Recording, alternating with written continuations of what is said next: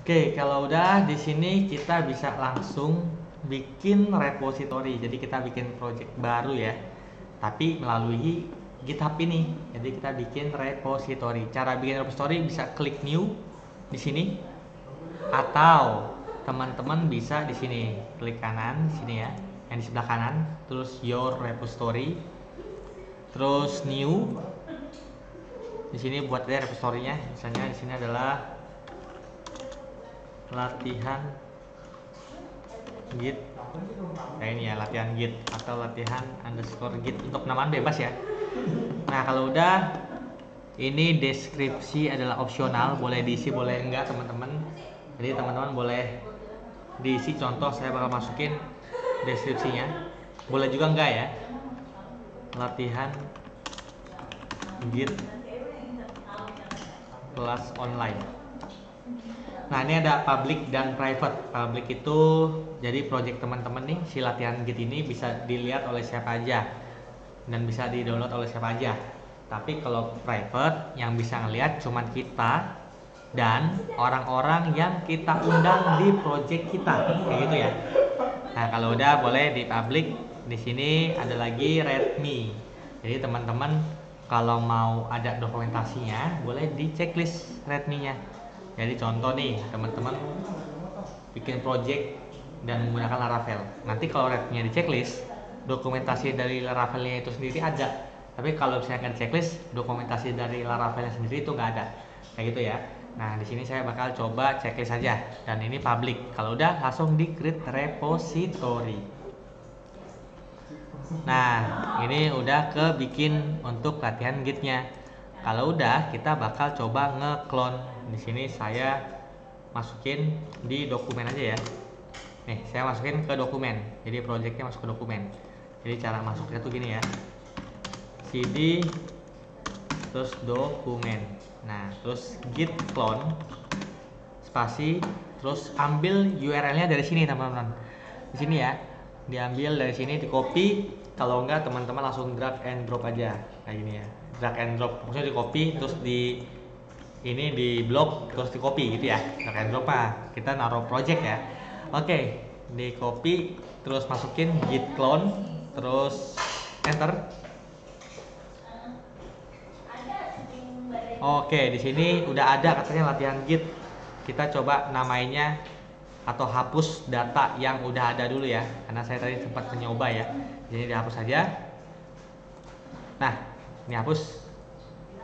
Oh, ini nggak bisa karena posisinya saya lagi ngebuka.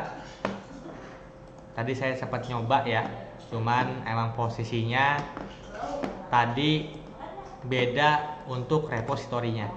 Nah, sini saya hapus dulu. Nah, ini nggak ada ya latihan git ya.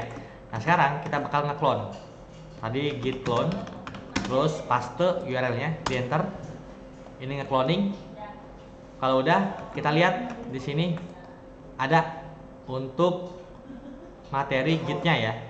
Ini taruh di dokumen latihan git. Nah ini, kalau udah kita drag and drop aja ke Visual Studio Code ya, kayak gini. Nah ini udah ada ya. Jadi di sini isinya cuman readme aja, sesuai dengan apa yang ada di GitHub. Ada cuman readme doang ya dokumentasinya. Nah sekarang kita bakal coba bikin file baru. Jadi saya bakal bikin index.html. Di sini saya bakal masukin misalnya H1, huruf kecil aja ya, H1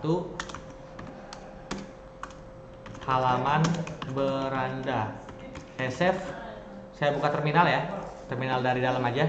Terus saya coba git status. Kita nggak perlu git init lagi karena kita udah nge-clone. Jadi kita kan ngebuat projectnya di GitHub, jadi kita nggak usah git init lagi. Saya coba git status, nih dia langsung terhubung. Kalau udah merah kita bikin hijau, git add spasi titik. Kalau udah git status lagi, udah hijau, di sini kita commit, git commit min n. Terus di sini masukin aja menambahkan file index, enter. Kita cek lagi ya git status.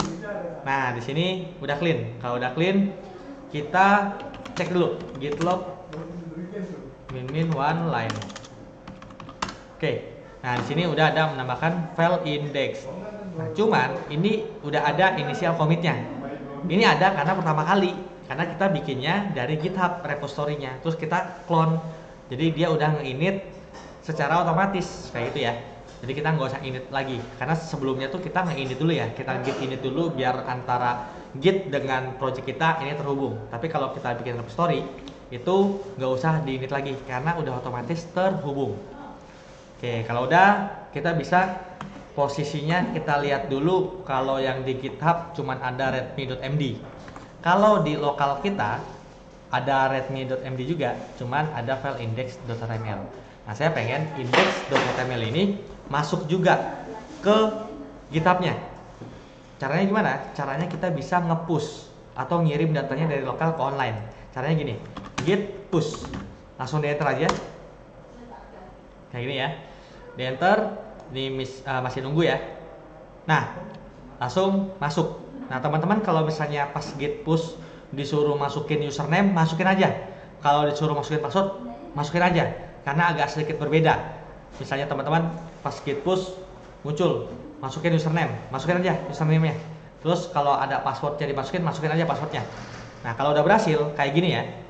Terus teman-teman sekarang cek di refresh. Sekarang ada file index.html ya. Kalau saya buka, tadi isinya adalah H1 halaman beranda. Nah, kayak gitu teman-teman. Jadi teman-teman di sini udah nge-push dari lokal ke online. Oke. Nah, kita sampai sini dulu. Kalau gitu pastikan teman-teman berhasil untuk nge-pushnya dan projectnya udah ada juga di GitHub. Di GitHub dengan di lokal itu sama. Oke, kalau gitu sampai ketemu di pertemuan selanjutnya.